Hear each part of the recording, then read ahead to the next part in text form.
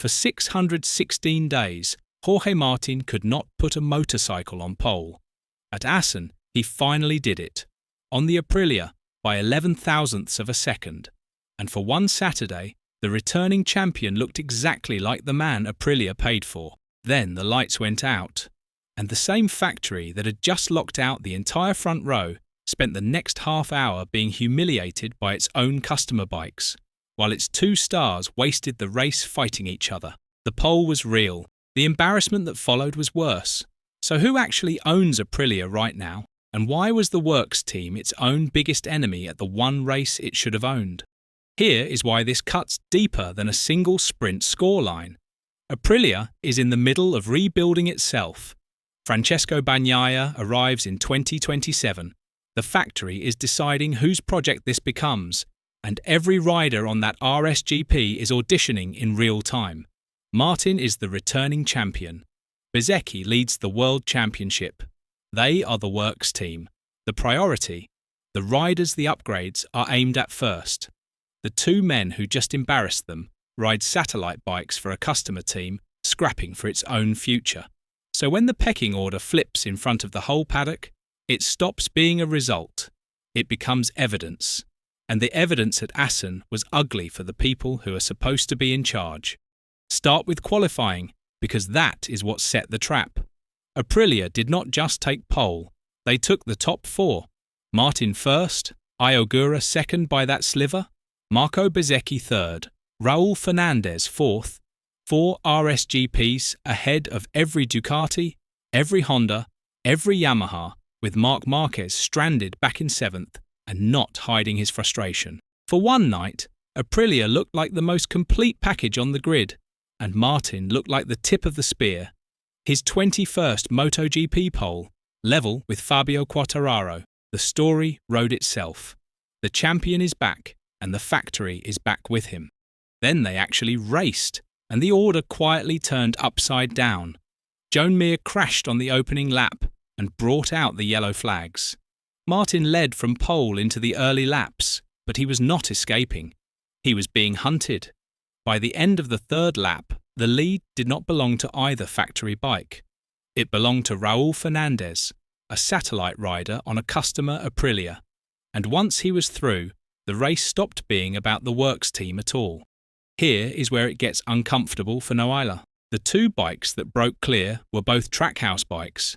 Fernandez and Ogura, the customer team, the garage meant to be the development outpost, simply drove away from the works machines. Fernandez took the lead on the third lap and never handed it back, keeping Ogura at arm's length to the flag. 2 satellite Aprilias, first and second, alone at the front. And the factory's 2 stars were not even in the argument for the win. And that is the part Aprilia will not want replayed. While the satellite bikes escaped, Bezzecchi and Martin spent their afternoon racing each other for 4th. On the 8th lap, Bezzecchi threw his RSGP up the inside of his own teammate at turn 9. Martin held the outside through turn 10. Bezzecchi ran wide, then cut straight back underneath him and took the place anyway. The World Championship leader and the returning champion, trading paint over 4th, while 2 customer bikes vanished up the road. They were not defending Aprilia's honour. They were taking points off each other. And the result Aprilia has to live with is this. Raul Fernandez beat Ogura by under 0.4 of a second for Trackhouse's first 1-2 finish in MotoGP history. The customer team, first and second in the Premier class, ahead of the factory squad that built it. And Fernandez delivered it in a contract year, the exact season he needed a statement. On the bike the factory treats as a development tool. Behind the Trackhouse pair, the lead Ducati of Fabio Di Giannantonio took the final podium spot, ahead of both works Aprilias. Sit with that. A Ducati split the customer Aprilias from the factory ones, and the order behind kept moving without the works team too. Francesco Bagnaia crossed the line 6th, then lost the place to Marc Marquez for running over track limits at the final chicane. Martin sat marooned in 5th. The lead factory bike stranded between a customer 1-2 ahead and a Ducati scrap behind that did not need him. And the most damning part is that Martin told us it was coming. After he took that pole, still glowing from ending the drought, he was honest about where he really is on this machine. "I'm learning this bike," he said. "I still have work to do to be even faster on it." In the moment, it sounded like a champion being humble. After the sprint, it sounds like a confession. The returning champion is still learning the Aprilia. The Trackhouse kids already understand it well enough to go 1 and 2. Pull back, and a pattern is forming that should worry the factory. This was Fernandez's second sprint win of the season, not a freak afternoon. Ogura has been quietly excellent for weeks. The customer garage is producing the results, and the works garage is producing friction. Even Martin had flagged it before the lights, asked about his own teammates' pace. "In terms of race pace, I think Marco is a little bit ahead," he admitted. He was right. Bezzecchi did beat him. What Martin did not say is that both of them would be beaten by the satellite riders they are paid to finish in front of. So here is the flip. People watched that pole and decided the factory Aprilia was back in charge. The sprint proved the factory is not even in charge of itself.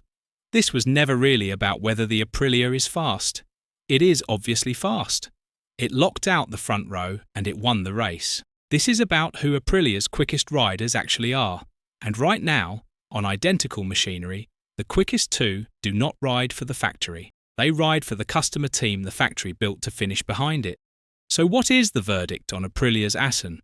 The bike is not the problem, so kill that excuse before it starts. The RSGP took pole by 11 thousandths, locked out the top 4, and won the sprint by a clear margin. No manufacturer can claim a faster motorcycle on Saturday. The problem is everything's sitting on top of it.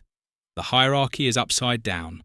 The priority riders, the ones the entire project is built around, were beaten by their own customers, and then beaten by each other. The only crumb of comfort, Bezzecchi nudging his title lead out to 9 points, came from beating his own teammate, not the riders who beat them both. Martin got the headline with the pole. The Trackhouse kids got the result that actually means something. And with Bagnaia walking through the door in 2027, every one of these riders is auditioning for a future that suddenly has more contenders than seats. The pole was not the first day of Aprilia's revival. It was the last comfortable headline of an order that just got exposed. 616 days to win the pole back, and one Saturday to prove it changed nothing about who is really winning at Aprilia. So tell me, are the Trackhouse riders simply the best Aprilia has right now, or did the factory just beat itself? Let us know in the comments below. And once you do that, make sure to click on the video appearing on your screen right now.